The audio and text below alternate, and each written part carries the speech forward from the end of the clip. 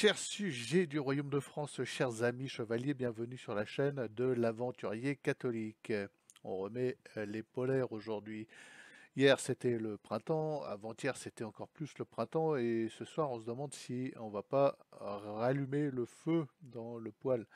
Eh oui, ici nous sommes chauffés au bois et toutes les maisons de mon village sont chauffées au bois. Voilà, c'est le moyen le plus écologique de se chauffer, le plus pratique aussi, puisque le bois est partout, c'est notre matière première. Oh, je vous montrerai un jour peut-être, on a un poêle, ça s'appelle un fourneau bouilleur, on y fait du feu, on y entretient le feu, on le laisse mourir, même quand il fait -5 dehors, même quand il peut faire jusqu'à -10 dans la nuit, on le laisse mourir vers 21 heures, et ça chauffe de l'eau dans un ballon d'eau. Cette eau chaude donc se répand dans nos radiateurs et nous avons un radiateur par pièce.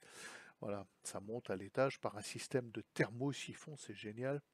Et on a un échangeur thermique qui permet d'avoir de la douche chaude, sachant que l'eau de la douche, eh bien, c'est l'eau de la source. Donc voilà, que demander de mieux? C'est-à-dire qu'on peut nous couper l'électricité. Ici, nous aurons quand même du chauffage et de la douche chaude. C'est génial. Bon, c'était pas mon sujet du jour. Est-ce que vous, comme moi, avez constaté une incroyable propagande en faveur de François Asselineau? Alors, sur le net, toutes les chaînes avec un peu d'influence, sans exception, viennent nous dire votez Asselineau, c'est génial, c'est le candidat du Frexit, etc. C'est le meilleur candidat. Bon, jusqu'à Campagnol, alors je vous avoue apprécier énormément la rubrique de Campagnol, hein. Tous les lundis, je ne la rate pas, je l'attends même avec une certaine impatience. J'aime écouter Christian Combaz, j'aime la manière dont il manie la langue française. J'essaye de m'en inspirer, c'est un modèle. J'aime la manière dont il la préserve et dont il en fait usage. Et puis sa chronique est passionnante, même si je ne suis pas toujours d'accord avec certaines de ses vues, qu'il nous étale par la bouche de quelques-uns de ses personnages, mais on voit que c'est lui, hein. Euh, je ne rate aucune de ses chroniques, et pas celle de cette semaine, mais celle de la semaine, je crois que c'est il y a 15 jours. C'était une ode à Asselineau, voter Asselineau, etc. Alors, je vous rappelle, chers amis, dois-je le faire, que François Asselineau, c'est ça.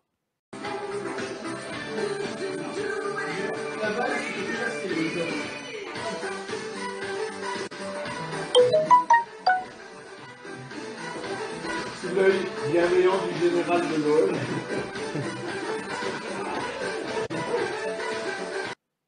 Alors je vous entends d'ici, chers amis, ceux qui sont encore disposés à participer à cette mascarade républicaine. Oui, mais ça c'est anecdotique, il faut écouter son discours, et puis il y a d'autres frexiteurs, il y a notre ami Philippot, il y a ci, il y a ça. Bon, je suis désolé de vous couper vos espérances républicaines, mais ce spectacle ignoble, répugnant, dégueulasse, insupportable, c'est le reflet, la vitrine de ce que nous offre la République, de ce qu'elle a de meilleur en plus. Alors s'il vous plaît, hein, arrêtez, n'en jetez plus, la coupe est pleine.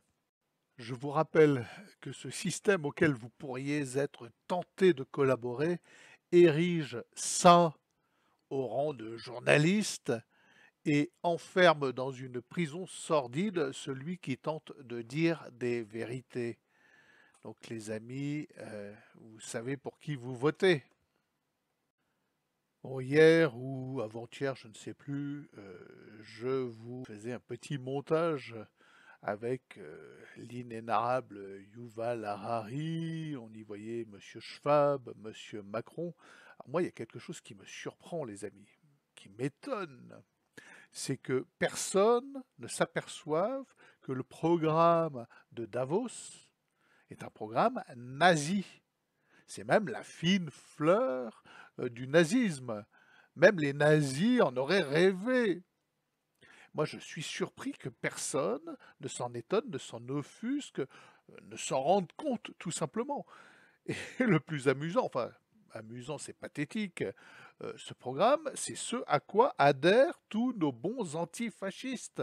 Ni plus ni moins. Ils adhèrent à l'aboutissement de l'esprit nazi, sa splendide victoire étalée comme l'apanage de l'altruisme et de la tolérance. Alors, petite piqûre de rappel, écoutez ce que nous dit monseigneur Vigano avec son habituelle clairvoyance et venez me dire ensuite que non, nous ne sommes pas en pleine abomination nazie, que tout ceci, c'est magnifique, c'est l'homme dans sa victoire sur la matière, sur ce que vous voulez. Voilà. Donc, bah oui, voilà la religion de l'homme à laquelle adhèrent ces gens sans Dieu, sans se rendre compte qu'ils sont des nazis de la pire espèce. Voilà où nous a conduit le relativisme révolutionnaire et l'œcuménisme de Vatican II. Et le relativisme aussi, voilà, qui maintenant éclate sous nos yeux à la personne de M. Bergoglio. Voilà, être catholique sous Bergoglio, c'est totalement antinomique, c'est incompatible. Pour l'avortement, vous pouvez aller en prison. C'est la peine prévue dans certains États pour ceux qui s'arrêtent en prière silencieuse devant une clinique où des enfants sont tués. Mais vous n'allez pas en prison si vous tuez une créature innocente.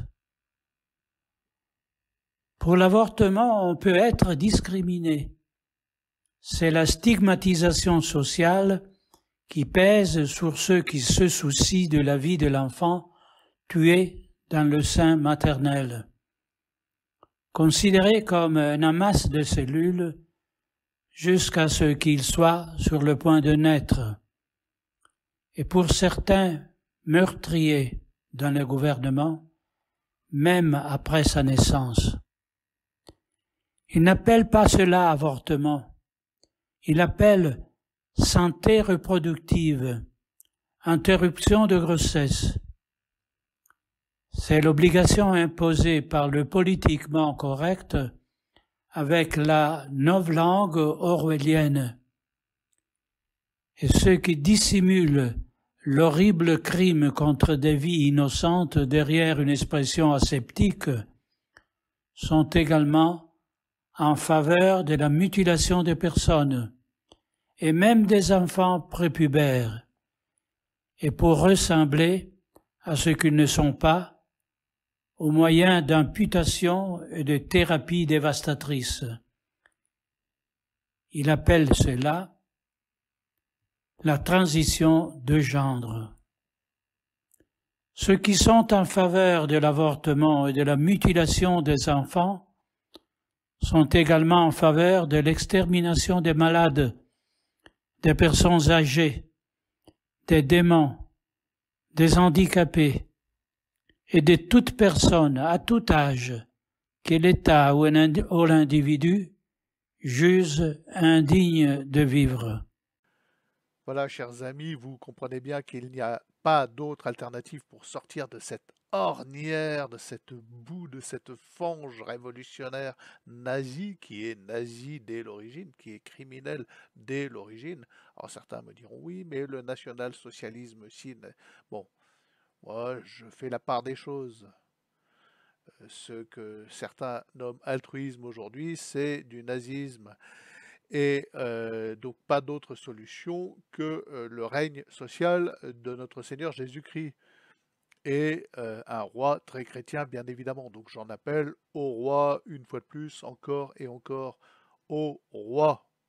Oui, mais alors, il y a des royaumes et tout ça, vous voyez bien, c'est pas la panacée, le royaume d'Angleterre, le royaume de ci, et puis il y a eu une restauration en France, et puis les rois français, les Bourbons n'étaient pas parfaits, ils ont trahi, et tout ça, et tout ça.